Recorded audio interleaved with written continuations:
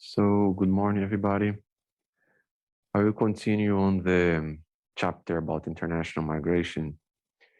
And I finished the last class kind of just showing these maps of the foreign-born population by state. This is data from 2005 as a percentage share of the population, the darker ones having a higher percentage of foreign-born population.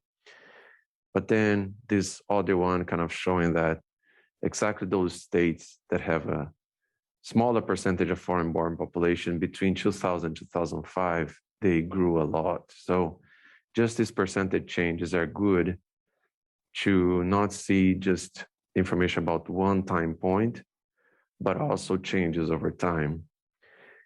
And as I mentioned before, whenever you're talking about migration, we have to think about two major measures of migration: migration flow and migration stock. So the migration flow, we look throughout a specific time period, how many people entered a specific country, right? So in this case here, we have number of legal immigrants flowing to each state in the US between 2003 and 2012. The lighter states here had less than 250,000 entering, and the dark ones, at least 1 million legal immigrants entering those states the period. This is just to explain the migration flow measure, right? So here we are looking at this specific time point between 2003 and 12, how many people entered, how many legal immigrants entered these states. The migration stock is after all these years, all these decades of people entering the US from other countries. What's the percentage of the population that's foreign born? So this graph here is similar to the first grayscale map that I showed you, this one here, percentage of foreign born population by state is similar to this, and it's talking about the stock, right? And this is data for 2012. Also showing percentage terms, the red ones, at least 20% of the population is foreign born, orange ones between 10 and 19%. Those are different years, different measures, so they don't match exactly the two maps. But the idea here is to show the overall trends, exactly the states closer to the southern border here, you have a higher percentage of the foreign-born population, but also in the Northeast, New York State, and Florida. But the idea is that after you have flows of people that you measure in specific time points, how is the overall stock of foreign-born people right now in a specific year in the US, right? So that's the important thing to understand the measure of flow and stock. In terms of projections of the population in the US for the future, that's something that we already mentioned here. The Census Bureau projections point to continuing increases in foreign-born population in the next decades. By 2060, the foreign-born population will reach around 20% of the overall population, right? Moreover, we already talked about the majority-minority aspect of the American population in these coming decades. The non-Hispanic whites will have fallen to less than 50% of the population. So if you get all the other groups that are not whites, the ones that are not non-Hispanic whites, you put them together, there will be more than 50% of the population. But I also said that this concept of majority-minority population is controversial because we are putting together a lot of minority groups that do not have similar integration into the American society. And these are not necessarily immigrants. These are just people with different race ethnicities.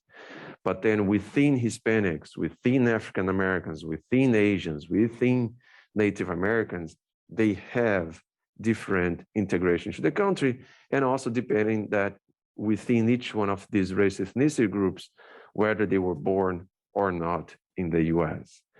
But overall, the population will have less than 50% of the population being white, non-Hispanic white. And as we saw in these previous tables and maps that I showed before, most immigrants in these last decades have been from Latin America and Asia, and this inflow of immigrants contributes to the decline in the white population.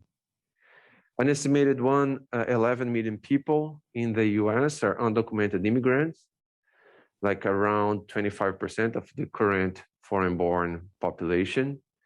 And annual deportations from this group have approached or exceeded 400,000. And that's an important thing here. Some people say that these estimations of undocumented immigrants are underestimated, but these measures here are not based on direct questions that we ask people, are you undocumented? Are you undocumented? Because there will be a high likelihood that even undocumented people would say that they're not documented. Sorry, that undocumented people would answer a question saying they're documented with fears to be gotten by IC or by the federal government or a local government. So these estimations of undocumented population, they are done in an indirect way. We get data from the American Community Survey or for census data, and then you project how the overall population will be of immigrants, of foreign-born people will be into the next year. And then in the next year, you get how many people there reported being foreign-born and have a citizenship status and are likely to be documented. And then you get the residual from that. So there is a methodology that was developed by Jeffrey Passell from the Pew Research Center. The Migration Policy Institute has another methodology that does this residual approach. You project how the overall population of foreign-born is going to be, and then you subtract with data from the Department of Homeland Security and from other surveys of the legal immigrants that you have in the country. The residual, the difference there is the estimation of undocumented immigrants. I have seen some debates in the media saying that, oh no, the population is much higher than that. And then people report the number of undocumented immigrants being the Hispanic population, which doesn't make any sense because a huge amount of the Hispanic population in the US was born in the US, so they're American citizens. And a lot of them are here too in a legal status, right, with a visa. So it's just really it's really important to be careful with that, because these estimations of undocumented immigrants they follow a really serious methodology. You estimate the overall number of foreign-born people in the US, the ones that are citizens. You get additional data from the Department of Homeland Security to know how many legal immigrants you have in the country, and then the difference are those undocumented. Of course, it's an estimation, right? But we get a good approximation of how many are undocumented in the country. And here is just the US population broken down by race, ethnicity, not about nativity, so it's not about being US born or foreign born. And the overall percentage contribution of the non-Hispanic white population has been declining. And this data here from 1970 and projections until 2050. The percentage of the African-American population kind of stable, around 13%. And then the percentage of those that are Hispanic increasing 30%. Of course, a lot of the Hispanic population was born in the US, so they're US born, but a good portion of them are also foreign born. And this is just to show that these recent inflows of immigrants in the US contributed to this decline here of the non-Hispanic white population. And on average, also, the non-Hispanic white population have lower levels of fertility compared to the Hispanic population. That contributes as well, right? The indirect effect of immigration. Immigrants contribute by them entering to the place of destination, but also by the children that they have in the place of destination. Many migrants from Mexico and Central America enter the US with low education levels and little English proficiency. Children of immigrants are seen to have converged substantially to native-born averages in broad array of domains. So in terms of education, earnings, occupation, poverty, residential integration, and language, by the second generation, like those that are born in the US, parents born outside, they get their indicators really close to those of the US born population that don't have parents born outside. So the second generation immigrants born in the US, parents outside, kind of have similar indicators on all these areas. But as we saw, for example, in the mortality chapter, some of this, the integration into the American society also can have negative effects, right? So health, in terms of health, because of all fast food and lack of exercises and all that in the US, the second generation immigrants tend to have worse health than the first generation immigrants if we control for socioeconomic status, right? Because now they are much more integrated to the American society in terms of health habits, eating habits, and exercise, and so on. And they are also more likely to commit crimes. So those born in the US, parents outside, they're more likely to commit crimes than their parents who were born outside of the US, right? So the data shows that. So my children are more likely to commit crimes in the US than I am. Right? So that's one example. And family stability as well, all right? Usually immigrants have more stable families, and second generation immigrants and others have more chances of having family instability, which also might have some effects on other socioeconomic indicators.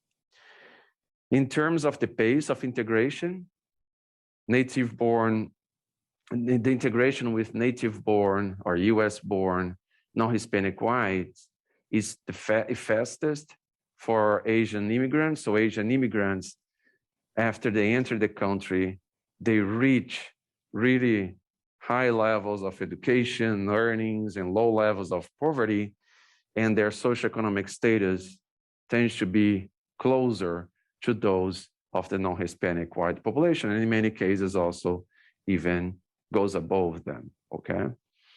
Tends to be slower for Latino immigrants and the slowest for African-American immigrants, and especially difficult for undocumented immigrants, because undocumented immigrants, they cannot have access to a series of health insurance provided by the government, Affordable Care Act, and so on. So although they pay taxes with the tax identification number, even if they don't have a social security number, they don't have access to a series of social benefits that the government provides. And it's still difficult for Latino immigrants and for African-American immigrants. But there are exceptions, right? I mentioned to you my paper that I published recently with Dr. Sakamoto from Sociology as well.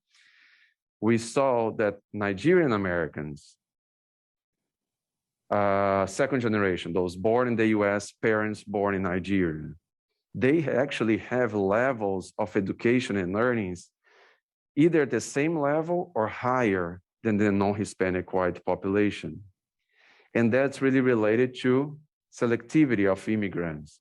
So those Nigerians moving to the US in more recent years, they already have high levels of education and earnings, and that benefits their children who will be born here in the US, and then overall they reach high levels as well, okay? So within each one of these groups here, we see variations, and they have different levels of integration to the American society.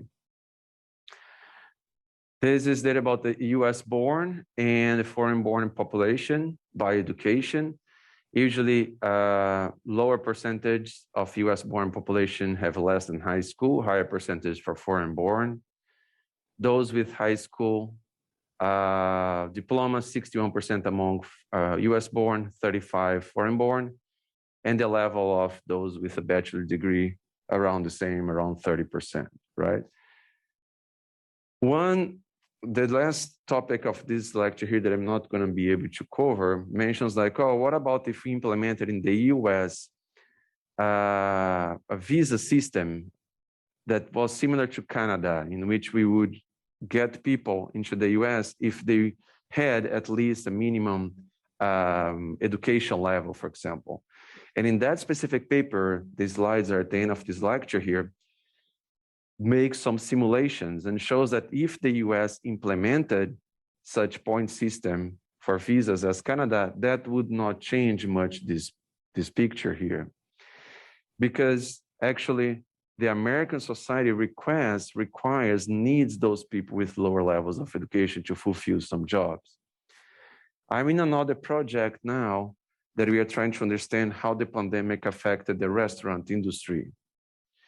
And we know that in restaurants, those people that work more in back of the house, cooking and so on, they tend to be more, there is higher representation of foreign born. And those in the front of the house, servers, they tend to be higher percentage of US born people. And what we have seen is that in areas that have high levels of immigrants, they tend to have more restaurants, and these immigrants take these back of the house jobs, which have lower earnings. And by having more restaurants, more people to fulfill the back of the house positions, occupations, they will need to hire US born people to the front of the house. So even those immigrants with low levels of education benefit the US born population with better education.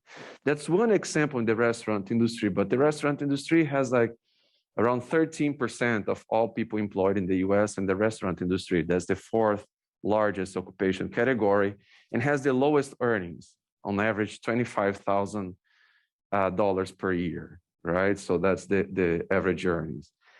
The lowest levels of earnings and back of the house are below that average, front of the house above that average, and when you have more availability, more supply of foreign born, you create more restaurants, they work in the back of the house, that creates jobs for US born people, right? So that's one example of how you get, because whenever we talk in the media about low skilled or low immigrants with low levels of education, we always think about agriculture, right? People always make the example, oh, immigrants, they're going to agriculture because the US needs those immigrants. They're doing jobs that US born people are not doing. But this is also happening right here in the cities, in restaurants that employ a really large amount of people in the US, right? And foreign born within the restaurant industry tend to be older than the US born working there, because the US born are usually high school, college students going to the restaurant industry on a temporary basis, and foreign born are usually older and tend to work there for a longer time period, right? So this is just to show one simple graph like that. If you go inside it, we can do a lot of analysis about the American population. In terms of language spoken at home by the foreign-born population in the US, 46% speak Spanish, 16% English only, 17% other Indo-European languages, 18% Asian Pacific Island languages, and 3% other languages, right? So most of the more recent immigrants in the US, this is data from 2005, of course, already a little behind there, and that I got from this paper here, almost half of the foreign-born population speak Spanish at home. Cool? And now we will enter another topic within this chapter about undocumented immigrants themselves. So international migrants are often categorized either as being documented or undocumented. An undocumented immigrant or unauthorized immigrant is a person who immigrates into a specific host country through irregular or extra-legal channels. And there are basically two types of undocumented immigrants. those that entered without inspections, the EWIs. So during the process of migrating to the host country, the persons avoided inspection by crossing borders clandestinely or travel with fraudulent documents. So that's again, the perception that the American population has, right? Think that undocumented immigrants are the ones, for example, coming through the southern border. So those are the ones that enter without inspection, but they are not the majority nowadays.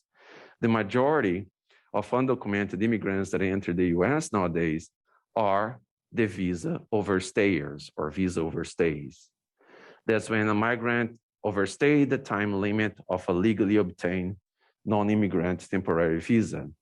So these are immigrants that enter the US, for example, with a tourist or a business visa or a student visa, and then they overstay. They stay in the country, and then they become undocumented when the visa expires. Okay? Also from the same studies by Martin Migley, millions of foreigners enter the US each day. 14.5 million immigrants were accepted as permanent legal US residents between 1990 and 2005, which is an average of almost 1 million per year. The recent waves of immigrants have brought greater diversity to the US population, and that is related to that graph of the US population by race ethnicity. I showed you tables before. Europe was the source of most immigrants, and most of immigrants now come from Latin America and Asia. And the levels of undocumented immigrants start to increase in the 1970s. And this figure here kind of summarizes the overall levels of legal immigration to the US, right? So this is not taking into account undocumented immigration, but from 1820 to 2005, these are called the frontier expansion, industrialization, immigration pause, and post-1965 immigration phases. And throughout these phases here, we had some specific places that were the ones sending more people to the US. So back like in the 1800s, a lot of them coming from Northern and Western Europe. And then before the 1900s and after that, until around 1920, Southern and Eastern Europe. Between 1920 and 1970, Western Europe, and more recently from Asia and Latin America. And then you see all these different flows of immigrants, right? These numbers here in thousands. So in this case here is 1.8 million, and increasing a lot and declining during World War II, and then increasing as well. And here you see this spike. You say, oh, what happened there? This is because it was implemented, the Immigration Reform and Control Act in 1986, the IRCA, under which 2.7 million undocumented immigrants, they received amnesty and became citizens. And we always hear also in the public debate that the US should implement a comprehensive immigration reform, right? We should implement a comprehensive immigration reform. But throughout history in the US, what we had in terms of comprehensive immigration reform, like the IRCA in 1986, is pretty much a compromise between Democrats and Republicans. Democrats saying we should provide documents or citizenship to those undocumented immigrants who are in the country, and Republicans said, okay, we do that, but then we have to increase security in the southern border. So exactly around this time here in the 80s, security in the southern border started to increase a lot with the discourse that would prevent more immigrants to enter the country.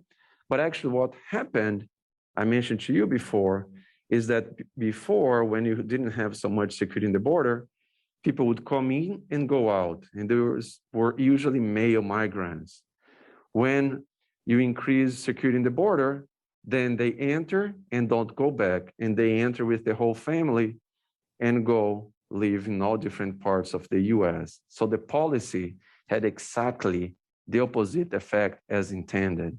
So actually a comprehensive immigration reform was not implemented in the US, at least in these last decades, okay? Or never, to be honest. And some policies shaped immigration in the US. So I go a little bit more in detail here on this topic that I'm talking about. The Bracero program was a temporary labor program that admitted short-term foreigners into the country. It was created in 1942, expanded in the second half of the 1950s, and was terminated in 1968. I don't know if you ever heard about Cesar Chavez. He was an immigrant activist that tried to improve the labor conditions of exactly these temporary immigrants. There is a statue of him at UT Austin, the campus there. And he was fighting for better labor conditions for these workers. And the government, instead of providing better labor conditions, what did they do? They just terminated the program, right? Oh yeah, by terminating the program, we are done with them. No, they will keep coming. But now they don't have a temporary visa, they will enter and become undocumented. Undocumented immigration increased after this period, not because we started to see a huge increase of people entering the country, but that's because before they would enter the country with temporary labor permissions. And now that program doesn't exist anymore. The end of this labor program and limitations on the number of available permanent resident visas made it impossible to accommodate the previously established inflows of immigrants. One of those laws that Douglas Massey said that once you start an immigration flow, it's really, really hard to stop it. And the inflow of people wanting to work here temporarily already existed. And even if the program finished in 1968, the flow continued. This is a nice figure by Douglas Massey and colleagues, kind of showing the flows of Mexican immigration to the US, separated in three categories: temporary migrants, illegal immigrants or undocumented immigrants, and legal immigrants. And so the Bracero program was terminated here, like in the 1960s, right? And most of the people entering the US before that were temporary migrants that would work in that labor program temporarily.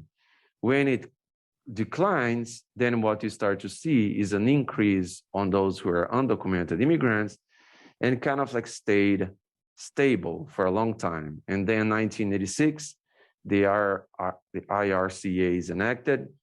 A lot of them receive citizenship, it drops, but then it's kind of stable again over time.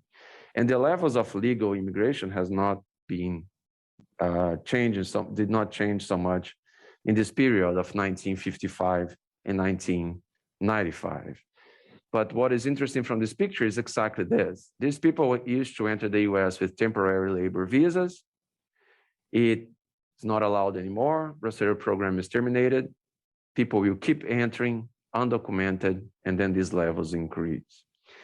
So the ending of the Bracero program is a really clear case of the government not really thinking well about the policy to be implemented in the US about immigration. And also the IRCA, by just providing documentation to them and increasing border security, that's not enough. You should think about maybe having a temporary visa program in the US, but a temporary visa program that would give good labor conditions to the workers entering, and maybe a temporary visa program that the immigrants would pass through training and so on, and this training and language workshops and everything could be provided by the private companies in the US. That's usual, the style of the American population that would benefit other small businesses in the US. But you have to think, you have to sit and think without much ideology behind it. You have to think about the problem. Think about implementing a temporary program that will benefit not just those individuals, but the American society as a whole. And I'm not talking about creating big government expenses. No, that would benefit even small private businesses as well. I'm just thinking a way that would be more acceptable to the style of the American society, which is more related to private companies, right? So that's possible to do. It's difficult to think about. We have to think about all the possible negative effects. But if we sit and talk it seriously using that data, we can reach a better, what that would be called a more comprehensive immigration reform, right? These are the overall levels of undocumented immigration population in the US between 1990 and 2012. This is the data available in the course textbook, increasing from 3.5 to 11 million between 1990 and 2012. And this is the unauthorized immigration population from the US, those that are undocumented and came from Mexico. Those undocumented in the US, they are from Mexico. They were around 3 million in 1995, increased to almost 7 million in 2007, then decreased to 6 in 2012. So now, still, immigration from Latin America is high, but it's not only from Mexico, and that's the reason that I showed you those trends of immigration from Guatemala, Honduras, and El Salvador in the last class, showing that these trends are increasing over time. Okay, the overall levels of people from these countries in the US is still lower than those from Mexico, but the trends are increasing over time. This is the status of the foreign-born US residents based in 2005 data. Around 11 million undocumented immigrants, 30% of the foreign-born population, naturalized US citizens, 31%, and legal residents, either permanent or temporary, 39%. And whenever we talk about different visas and documentation status, there is some data. This kind of data is harder to get access to, but from exactly the same paper that I mentioned before, these are the overall numbers of legal immigrants in the US in thousands, and the annual average between 2003 and 2005. Also so these are legal immigrants, legal temporary immigrants, and unauthorized. So I mentioned before, there are two, you can classify undocumented immigrants in two ways according to the form that they enter the country, right? Those that cross the southern border and those that overstay their visas. When you look at this data here, you really see that doesn't make any sense to spend billions and billions of dollars to build a wall or increase security in the southern border, because a lot of the undocumented immigrants, they're overstaying their visas. So they're usually tourists who enter the country legally, but then they just overstay. So in 2005, around 23 million, right? So this is just really simple data that we can look at them and see that, even here, the overall levels of undocumented immigrants not changing much in this time period, while the levels of tourists has been increasing a lot. So you have to actually maybe create a better system to tackle, to track tourists than to spend all this amount of money in the southern border that's not efficient. And then you start to think, why are we talking about spending billions of dollars in the southern border for security if it's not going to work? There is something there, right? So maybe some private businesses are getting money from the government, are getting really rich to have all that security. It's not going to be efficient, but someone is getting rich out of public money. And if we are concerned about being efficient in the use of public money, we should be concerned with this discussion. This is data that I organized with my research team, exactly the research team doing analysis about the restaurant industry. So we collect data about net migration from 1991 to 2019. So both graphs here have the same trends of net migration. And here we have the trends of permanent immigrants in the US from 2005 to 2020 and temporary from 2005 to 2020. So permanent immigrants here are those admitted with green cards, including family, employment, refugees, and asylum seekers. Those that adjust the status, for example, someone who was in a working visa like me, H-1B, and then changed to green card, it's not included here for this specific exercise. And temporary immigrants are those non-skilled temporary worker visas for people working in non-agricultural jobs, students, and tourists, business visitors. Why did I put them in two different maps and two different graphs here? Because the levels here of permanent immigrants in this, the vertical axis here on the left, you see it goes only around 700,000. And for temporary, it goes up to 8 million. So if we just put these two lines together, the permanent immigrants would be too much in the bottom, you would not see these trends. And for net migration, the scale, you should look at the scale on the right side of the graph. So here, net migration, all positive, so above zero, so more people entering the country than leaving. But you see that in more recent years, like between 2010 and 2015, 16, it increased net migration, then declined. And this pattern is similar among permanent and temporary immigrants, right? So the overall levels of people entering the US falling from around 2015, 2016, both for temporary and permanent immigrants, and that affects net migration. So when we hear in the media again, oh, the levels of immigration are highest that they have ever been, it's not true if you look at these specific more recent years, right?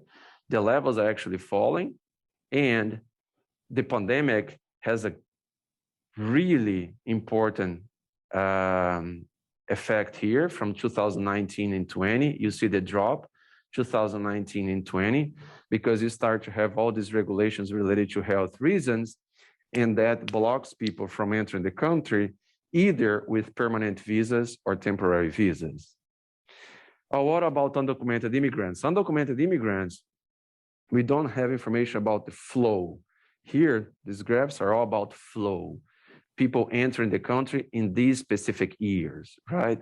2005, 6, 7, 8, until 20. For undocumented immigrants, it's harder to get those estimates. We have information on stock of immigrants. And there are different institutes that try to estimate that. So one of them is the Pew Research Center, and their estimation goes up to 2017, and the Cato Institute goes up to 2020. And both of these estimates, I mean, of course, the Cato Institute estimating more undocumented immigrants in the US than the Pew Research Center, but both of them verifying a decline, at least from around 2010, 2011, right?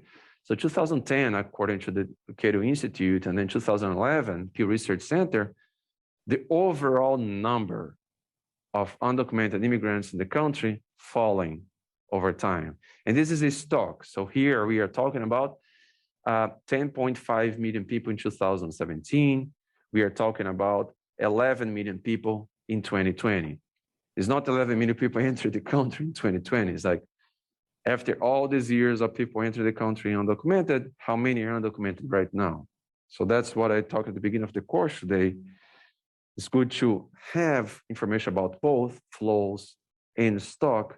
And in this case, we don't have information on flows of undocumented immigrants. That's harder to estimate. But just looking at this data, you see that all this political discourse saying, oh, the levels of undocumented immigrants have been increasing too much over time. That's not true.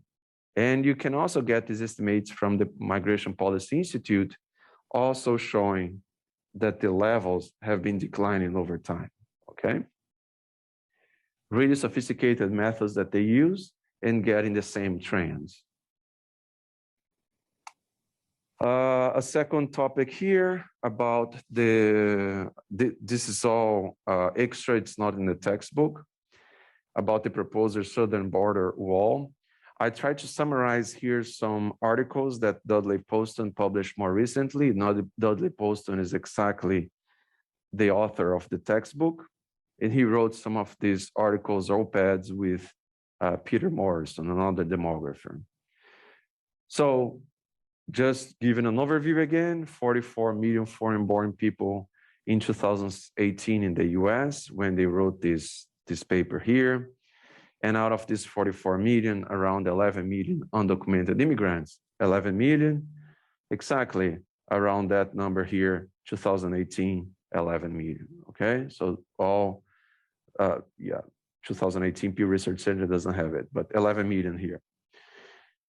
And out of these 11 million undocumented immigrants in the US in 2018, around estimated 4.5 million are visa overstayers, and around 6 million people entered without inspection. That's the thing. Overall, you still have in the US more people who are undocumented who enter without inspection. But in more recently years, what you see is that most people who enter undocumented are actually overstaying their visas. The southern border wall would cost over $20 billion. And then they point out why the southern border wall would not work, right? There is historical evidence about that. Most of the people entered the US are not, in more recent years, are not entering without inspection. They are visa overstayers. And there is selectivity of migrants. They will come, they will enter, right? Even with a increase in security in the border. The 1986 IRCA increased security in the border, people kept coming. The Bracero program ended, people kept coming. People will come. These expenses of public money that can be used in a much smarter way for so many other things. If I'm concerned with, I'm fiscally conservative, or if I'm concerned about spending the public money correctly, and if I'm concerned about private companies not enriching from these corrupt policies, I will not support that, right? And also because it doesn't work, as we're going to discuss here. And moreover, people say, oh, but foreign-born, they commit crimes in higher scale than US-born people. I mentioned, no, foreign-born people have lower crime rates than US-born people. Like I said, my kids are more likely to commit crimes than I am. The ones that enter without inspection don't take jobs from locals. I gave you the example, for example, in the restaurant industry. There is a division of labor according to nativity. Of course, some positions, foreign-born people, for example, like me here, are competing for jobs with US-born people. But overall, in the country, there are positions that are more likely to be fulfilled and accepted by foreign-born individuals than by US-born, okay? So what's the historical evidence? I'm just going through these specific topics here that I list. Virtually all the famous walls in the world did not work or do not work. The China's Great Wall took almost 2,000 years to build at a cost of hundreds of thousands of lives.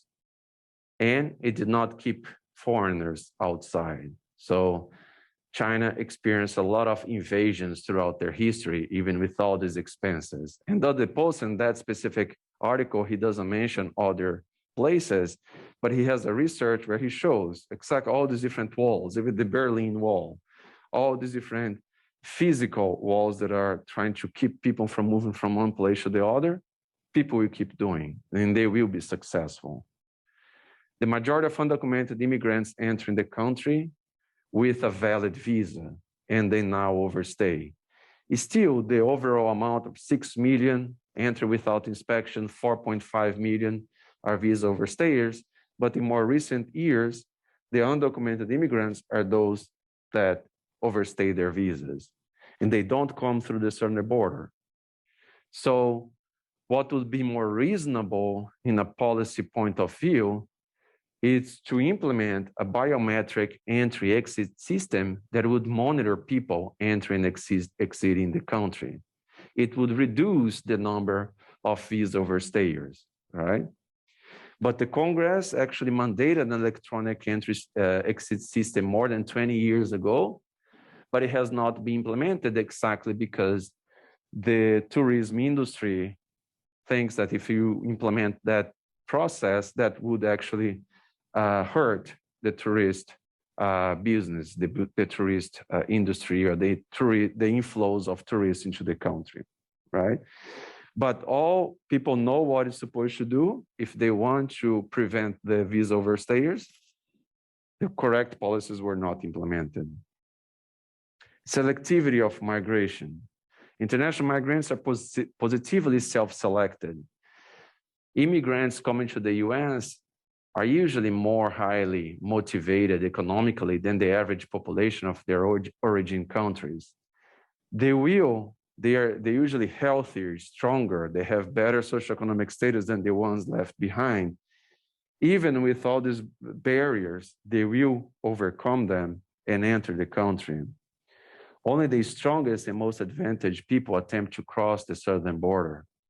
While we make the journey to the US more dangerous, many will die, many will fail, but eventually most will succeed. And in this paper here, by Massey, Durand, and Pran from 2016, it emphasizes right there that now people might have to try more times to enter the US. They will spend more money paying coyotes. A lot of them might die. But overall, the overall level of people entering the country is not going to be affected. And in this paper, they also emphasize, because you increase the security in the southern border, a wall will cause immigrants to enter the country and not go back anymore, as they did during the Bracero program. They will enter, and they will enter with the whole family, not just the male worker. They will stay, and they will move to all different places in the country. So they emphasize exactly the effects of the IRCA in 1986. There was an increase in border enforcement with the IRCA, was a massive policy intervention undertaken for domestic political purposes. So it's much more ideological, it's a policy implemented based more on ideology than on science, right? Not based on the analysis of forces driving migration. So politicians, pundits, and bureaucrats continue to call for more border enforcement. However, since 2008, net undocumented migration has been zero or negative in the country. This is not a measure of flow or stock, it's the net undocumented migration. Undocumented immigrants entering and leaving pretty much at the same level, or even negative, more of them leaving than entering the country, okay? So even when policies respond to changes in immigration, they are usually not based on understanding the driving forces of international migration, not based on data, not based on science.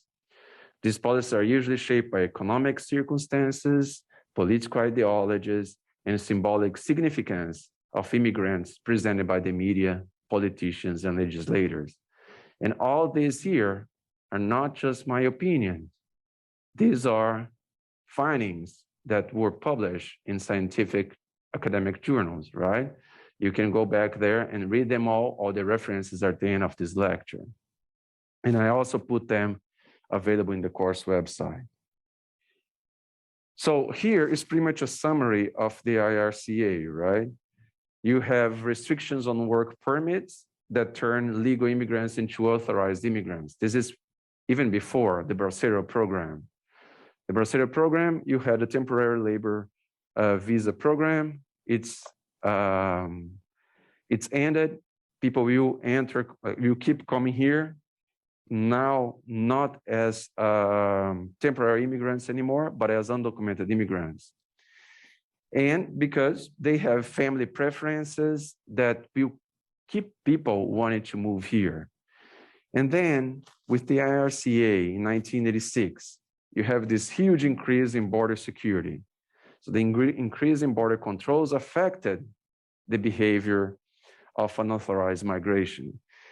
And they are focusing mostly here on undocumented immigrants coming from Mexico, analyzing the effects of the 1986 IRCA on the patterns of undocumented immigration from Mexico.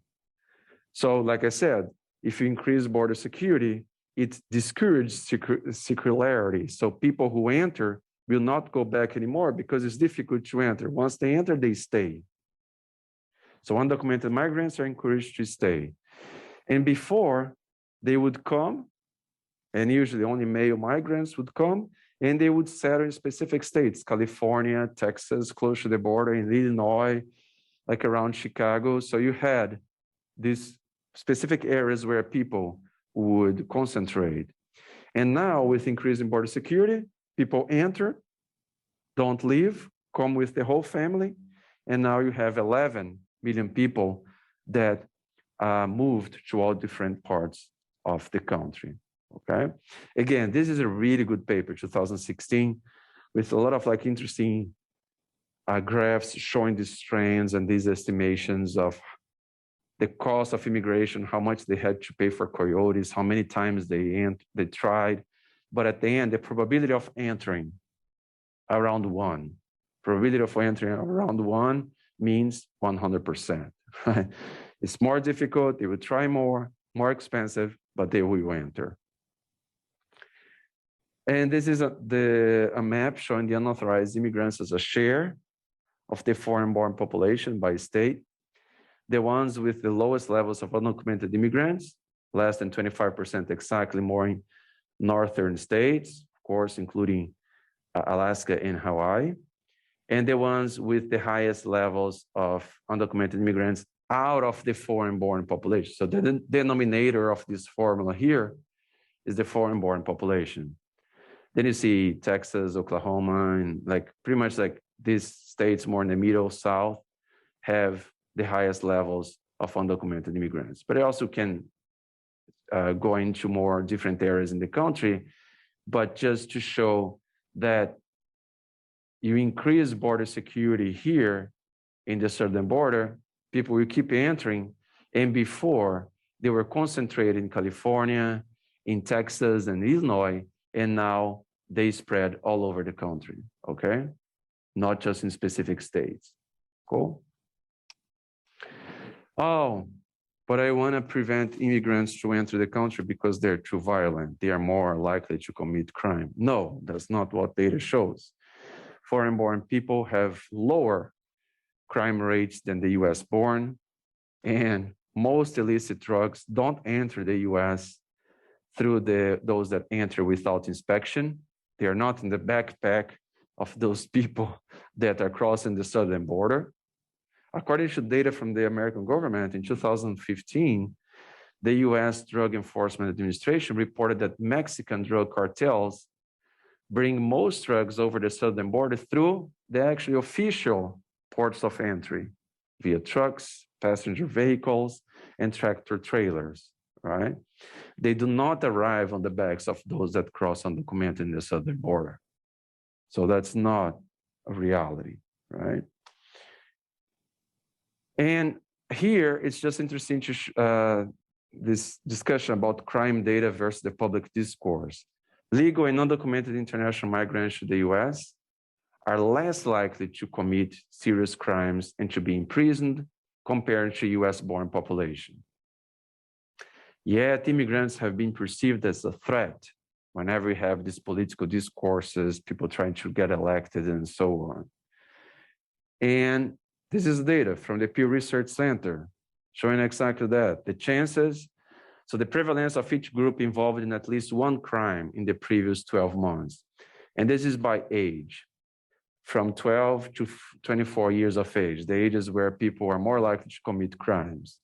And it increases to around the ages of 16, 18, and then it declines after that. And then you see those that are born in the US, native born, the dark brown here, and the light brown, beige color, the second generation. The second generation are those that are born in the US, parents born outside.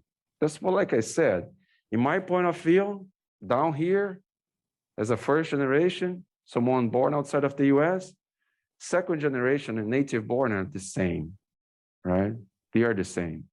And it's pretty much saying that.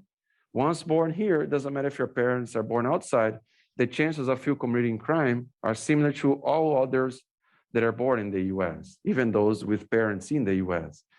And immigrants, those born outside of the US, entering here, who live here, less likely to commit crimes, the green curve, okay? And again, with all this public discourse that we have, public attitudes and perceptions toward immigration and questions about the social and economic impacts of immigrants are actually really linked. Whenever I have a negative perception about immigrants, if I don't look at this data, I might say, oh, immigrants commit a lot of crimes. No, that's not what the data says.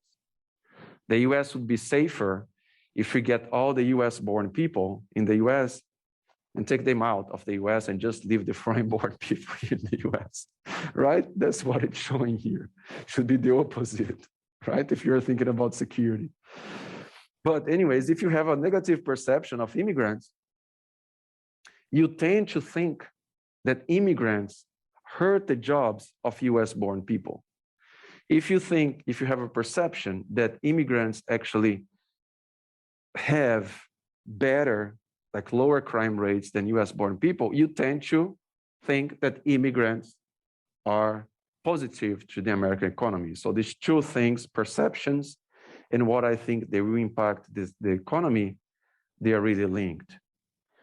And the fortunes of immigrants and their effects on the economy, political systems, schools, and society shape the public opinion as a whole. So what happens, and if specific examples are highlighted by politicians and the media, that will shape what US-born people will think about that. And we have already seen a lot, so many people saying that undocumented immigrants are linked to terrorism. But terrorist attacks have not been committed by undocumented immigrants. Scott Savitz, a researcher from the Rand Corporation, where I used to work, organized this table here with data from until 2016. And all these different terrorist attacks that happened in the US were done by those that lawfully entered the country or had permanent residence. Those that tried to enter the country in airplanes, so that's not the southern border, right? That's not with their backpack in the southern border. Airplanes carrying concealed explosives, also, of course, they had some kind of visa. They are not entering without inspection. Visa overstayers committed, some of them were involved in 9/11 terrorist attack. Oh, and these are all the terrorist attack committed by undocumented immigrants. Zero, nothing, right? Data, simple, just go into history and look at them, right? Not statistics, you just go back there and look like who committed them and the kind of visa that these people had. So undocumented immigrants, those that enter without inspection, none of them. Yeah, visa overstayers. Some of them committed here, but that's not related to increase the security in the southern border, okay? And those that enter without inspection do not take jobs from US-born Americans. Almost all of them perform work that Americans don't want to do. There is little evidence that those that enter without inspection harm or suppress the employment or wages of local people. And I put like a lot of extra readings in our course website, in those links within the international migration topic, showing you can just download the compressed file and read all these different papers that were done. About half of those that enter without inspections actually pay taxes, something that I mentioned before. In 2019, the IRS received more than 4 million tax returns from people that don't have social security number. And many of them are these undocumented immigrants. They pay almost 24 billion in income taxes, and they don't get any of the benefits back from Social Security or Medicare payments, right? So they are paying to the American economy, society, and not getting back. Cool? So just two things here before I go to this last one. In the course website, So these are the extra readings on the international migration that I'm talking to you about the economic effects of immigrants that I will discuss a little bit more here, and about the southern border wall. And also in my website here, if you go to drafts right here, and then unpublished draft, I worked with some undergraduate students here from A&M in this conference in, I think that, yeah, February 2011. And we were discussing exactly thinking about policies that could be implemented to the US. And that wasn't that student conference on national affairs that happens here at A&M. It's called SCONA. And we just came up with this policy here, and I just thought that their work was so cool that I just posted this in this website, Open Science Framework. And we use exactly as a background that same figure that I showed you today from Douglas Massey. We give a little bit of background and think about some policies that could be implemented. And it's really nice. I mean, in little over a year, already 179 downloads there. So it's just interesting that this is work that undergraduate students did. They wrote this. I was just coordinating this policy proposal. That's one of the outcomes that they have to have for that conference, right? A lot of the topics there are more related to military topics, but here, our specific section was related to immigration. Cool. And the last topic that I want to cover with you guys here is exactly about economic effects of immigration. Immigration raised concerns that the US-born workers might experience negative impacts on earnings and unemployment. So mainly those that have lower levels of education, we could say that US-born people with low levels of education might experience an increasing competition for low-paying jobs with immigrants and refugees that have low levels of education. So a major question is, does an increase in labor supply due to immigration have negative effects on labor outcomes of competing low-skilled native workers? This report here that was funded by the National Academies of Science, it's available in this link. And the report is the integration of immigrants into American society. It's a huge report, has 500 pages, and it has subtopics about integration into education, into economy. And overall, there are so many different findings there that there are no definitive answers because there are numerous and concurrent effects related to economic outcomes. So it's hard for us to know exactly whether immigrants entering the country with low levels of education, if that will affect the chances of US-born people who have low levels of education to have to lose their jobs and so on. But we have some idea of what's going on there just looking at different studies that were published here in the US.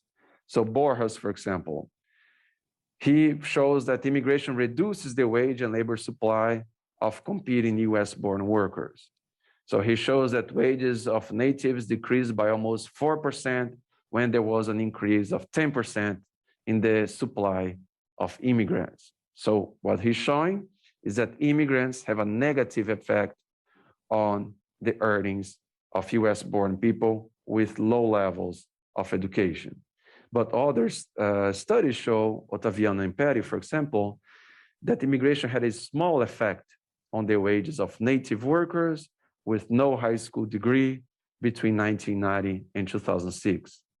Immigration had a small positive effect on the average earnings of native wages, so they see the opposite, but had a substantial negative effect on the wages of previously immigrants that entered the country. So they are pretty much saying that newly arrived immigrants actually have positive effects on the earnings of US-born people, and they actually have negative effects on the earnings of immigrants that entered the country in previous years, okay?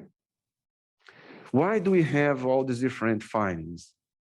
David Card, another economist, he kind of like tried to summarize some of the reasons why different studies have different findings about whether immigrants hurt or not the earnings and employment of US-born people with low levels of education.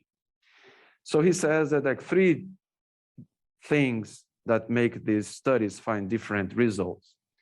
First of them, the assumption about immigrants increase demand for more production in the labor market. What he's emphasizing here, if the studies consider that companies, private companies, will not invest more capital when you have inflows of immigrants, then they usually see negative effects of immigration on labor outcomes. On the other hand, they say that, hey, if we have an inflow of immigrants, this inflow of immigrants will increase the demand for more production.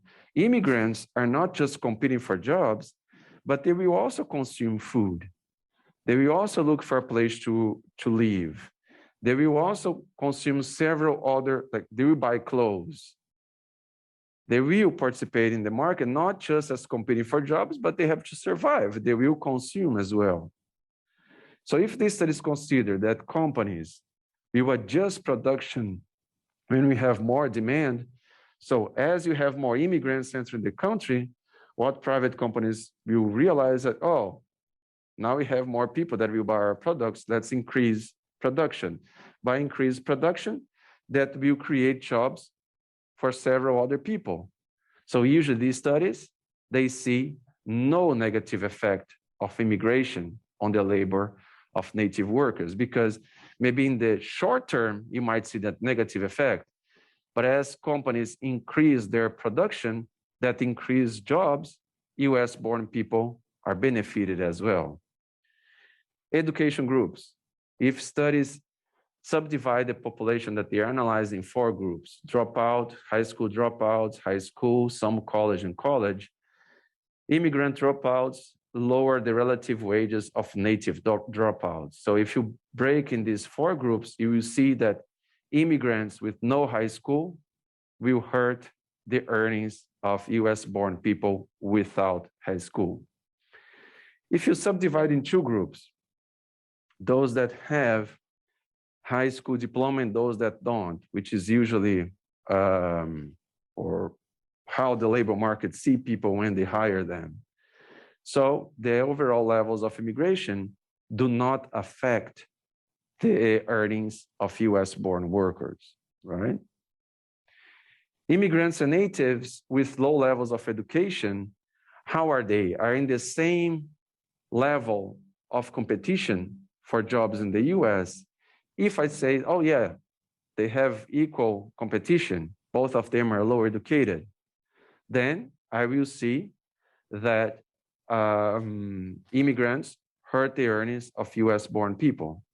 But I say, no, US-born people, even those with low education, they have some advantage in the labor market comparing to low-educated foreign workers, because they have better language proficiency. They have broader social networks.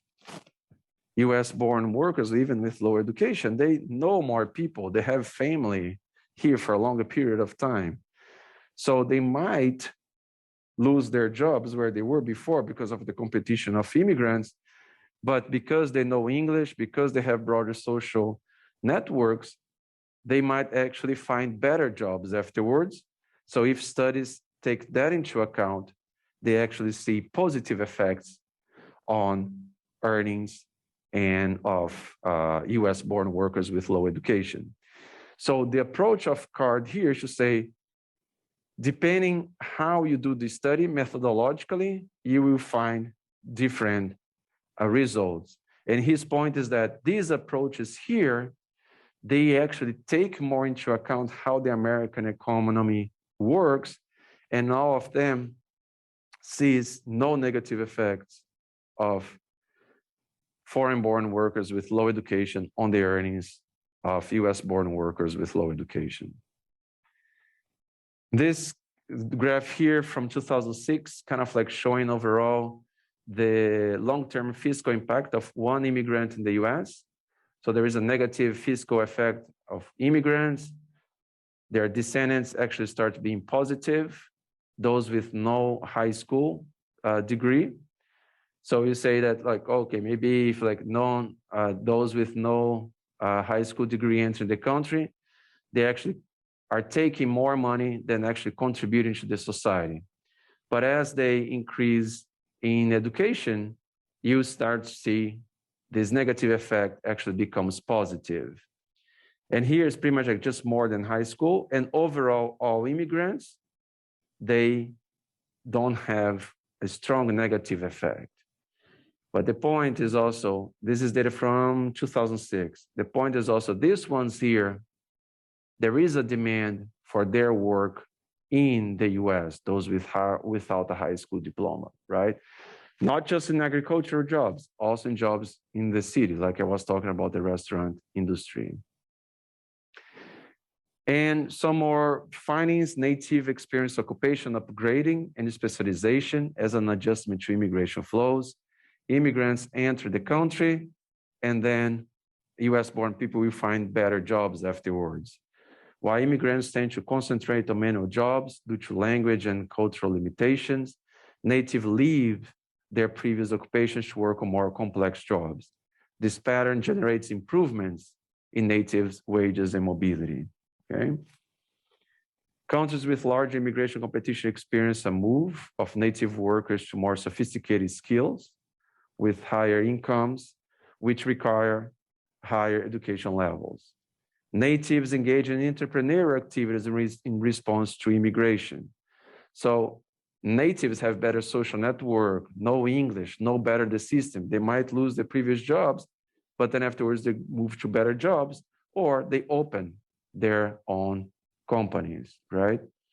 I want to go here to this part about the Mariel boat lift in the 3 minutes that we have left this semester. I said at the beginning, it's hard to know whether the inflow of immigrants have a negative effect on the earnings of US-born people with low education, because there are so many factors. So what usually social scientists try to do is to analyze specific cases, specific things that happen in our history. Like maybe something happened in a specific moment that changed everything, and then we can account that only that change that happened in that specific moment might have changed the outcome that we are looking for. And the outcome that we are looking for are earnings of low-skilled US-born people. And these specific moments that we experience a sudden change that changes our life, and then we can better understand the reasons of that change, are called the natural experiments, right? So one example of natural experiment is this Mariel boat lift. In a few months of 1980, Fidel Castro said, okay, a lot of you want to go to the US, just go. I'm not going to stop you anymore. So around 125,000 people with low levels of education entered Miami. So that's a change that happened in a few months of 1980. Immigrants, all their factors, policies remain the same, but immigrants entered the country. And then how that affected the earnings of native-born people. So now we have a natural experiment that we can see the change in immigration, and all the other factors are constant. And this researcher here, where is the Clemens summarizes all these different studies really nice in this article here at Vox. And here in these graphs, he tries to explain that. He's kind of showing, hey, before 1980, the levels of earnings of US-born workers were already declining. After the Cubans enter Miami, if they actually had a negative effect on the earnings of these workers, this trend here should be even more negative. But when we look at the low-skilled wage earnings, those with high school or less, US-born, actually their earnings improved, right? It was negative and then kind of stabilized. And you could say, oh no, we should compare with other subgroups, only males, not women. Again, it was negative and continue negative. And these dashed lines here are the 95% confidence interval, all of them touching this previous trend. Or what about the Hispanic, only the Hispanic workers, US-born Hispanic non-Cubans? Again, it was negative and actually increased a little bit. What about those in prime ages, between the ages of 25 and 59? Actually, their earnings stabilized, stopped declining, right? Or what about those with high school only? High school only, again, stabilized, stopped declining. Those with less than high school kept the same negative trend, even with that huge inflow of Cubans. And then in a paper by Borjas that was cited a lot by the Trump administration in a book called We Wanted Workers, he shows this. Oh, for this population here of males, non-Hispanic, between 25 and 59, less than high school, look, it was negative, but then after the Cubans arrived, you see even more negative. I proved my theory, I proved my hypothesis. That's the main message that he has in the book. What's the problem with that? Sample size. He has 17 observations per year between 83 and 87, right? Professor from Harvard, he knows that. And all these other subgroups here, the first one has 185 observations per year between the same period. So yeah, he found that for that specific group, but the sample size is not representative to the population. So that's not a strong result, right?